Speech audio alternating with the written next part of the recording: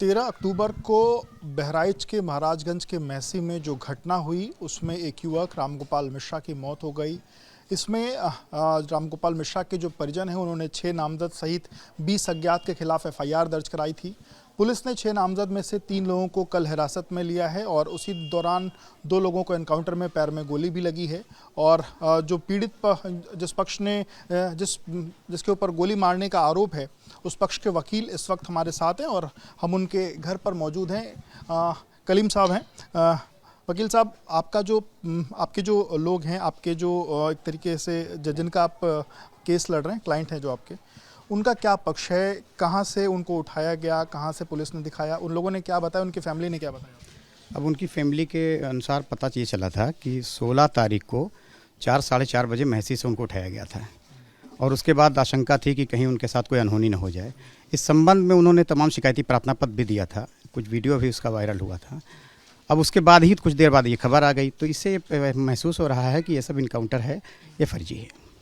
16 को पकड़ा और 17 को दिखाया है, तो क्या 16 से 17 मतलब पुलिस की हिरासत में रहे, ऐसा आपका? जी, वो इस बीच जब से वो उठाए गए उसके बाद जब घटना दिखाई गई वो उस टाइम तक वो पुलिस कस्टडी में थे और जिस तरीके से स्टोरी दिखाई जा रही है पुलिस द्वारा वो बिल्कुल विश्वसनीय प्रतीत नहीं हो रही है। कहाँ से उठाया था आपको क्या पता चला? वो हमें उसके परिवारजनों ने जो बताया कि वो धर्मकाटा महसी महाराजगंज में एक धर्मकाटा है, वहीं से उनको उठाया गया था। ये कहा जा रहा था कि लोग नेपाल भाग गए हैं, पुलिस को भी शक था कि नेपाल चले जाएंगे, एसएसबी को भी सिक्योरिटी को लगाया गया था और नेपाल बॉर्डर के पास से ही दिखाया गया असलाह बरामदगी वाली बात। नेपाल भागने की बात कितनी सही थी, क्योंकि इनकी रिश्तेदारियाँ भी वहाँ हैं?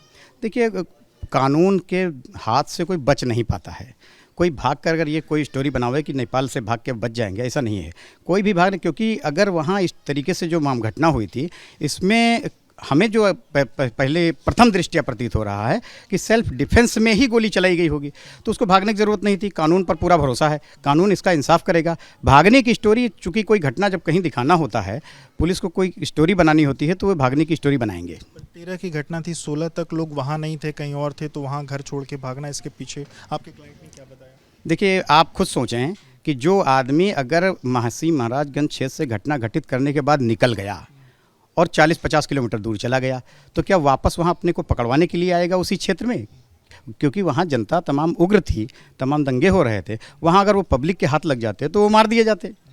तो ये संभव नहीं है कि वहाँ वापस जाएंगे। अगर ये साबित हो जाता है कि महसी महाराजगंज से उठाया गया है तो पूरी पुलिस की स्टोरी फर्जी है। अभी उन लोगों ने क्या बताया किस कारण गोली चलानी पड़ी? क्योंकि ये कहा जा रहा है कि काफ़ी बर्बरता हुई, उसके साथ जो अंगूठों का जो नाखून के निशान है, नाखून भी जो है वो उखाड़े गए। आपके पक्ष ने क्या बताया? देखिए, अभी हमारा पक्ष कुछ सामने इसलिए नहीं आ सका है क्योंकि जो अभी पुलिस कस्टडी में थे और उनको फिर पैर में गोली लगी है, वो तो अभी अस्पताल में है, उनका रिमांड हो रहा है अभी। हमें जो सेमो की यहाँ रिपोर्ट आई, पोस्टमार्टम रिपोर्ट, और सेमो की बाइट आई मीडिया में, आप उसमें देखें कि उसको छर्रे के निशान हैं और नाखून उजाड़ने की ये सब अफवाहें फैलाई गई हैं लोगों में आक्रोश भरने के लिए। क्योंकि जो लोग चाहते हैं यहाँ दंगा हो, हिंदू मुस्लिम सौहार्द बिगाड़ा जाए, वो इस तरीके से बातें कर रहे हैं। क्योंकि पोस्टमार्टम रिपोर्ट में ऐसी कोई खबर नहीं है, कोई इंजरी इस टाइप की नहीं पाई गई है। सेमो साहब की बाइट देख रहे थे, उन्होंने बताया कि नो शार्प इंजरी, यानी जो उसके मत्थे पे सर पे निशान था वो कोई शार्प इंजरी का नहीं था, यानी वो गिरने से लगी है। ब्लंट कट बोला है सेमो। हाँ, बाइट में। तो अब वो हथियार की बात तो झूठी साबित हुई, नाखून उजाड़ने की बात जो झूठी साबित हुई। लेकिन इसमें अभी हमारा पक्ष इसलिए नहीं बहुत महत्वपूर्ण है क्योंकि विवेचना प्रचलित है। इसमें पुलिस इन्वेस्टिगेशन कर रही है और पुलिस, हमें यकीन है बहराइच पुलिस जो है इसमें निष्पक्ष जांच करेगी और जो भी दोषी होंगे उसके खिलाफ कार्रवाई होगी, निर्दोष होगा उसको न्याय मिलेगा।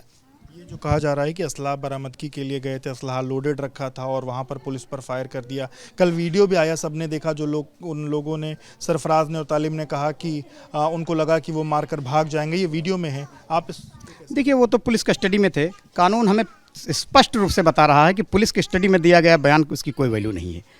तो आप समझें कि अगर किसी को कोई कस्टडी में है तो कैसे बयान लिया जा सकता है, इस पर मीडिया को बताने की ज़रूरत नहीं है। आपको लगता है कि वो बयान भी सही नहीं है जो उन्होंने कहा हमसे गलती हो गई, हम गोली मार के भागना चाहते थे? ये बिल्कुल बयान, बिल्कुल हमें जो प्रथम दृष्टया महसूस हो रहा है कि ये बयान दबाव में दिया गया बयान है। अब जब वो पुलिस कस्टडी से जुडिशियल कस्टडी में जाएंगे और जब उनको ये लगेगा कि अब पुलिस के इनकाउंटर की जो है दहशत ख़त्म हो गई है, तब वो स्पष्ट रूप से बता पाएंगे कि उनके साथ घटना क्या हुई थी। हम और आप अभी जो वीडियो देखकर आकलन कर रहे हैं उससे प्रतीत हो रहा है कि वो स्टोरी फर्जी है। आपको लेकिन पुलिस पर और कानून पर विश्वास? बिल्कुल भाई, हम लोग तो कानून पर 100% विश्वास करने वाले लोग हैं और हमारे क्लाइंट अगर कानून पर भरोसा नहीं करेंगे तो किस पर भरोसा करेंगे। कानून पर भरोसा है, न्यायालय पर भरोसा है और हमें पूरी उम्मीद है कि न्यायालय से उन्हें न्याय मिलेगा।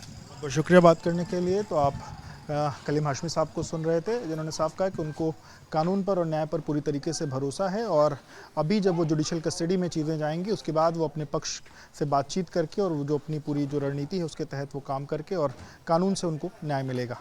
वीडियो जर्नलिस्ट प्रेम सिंह के साथ विवेक राय, ABP न्यूज़, बहराइच।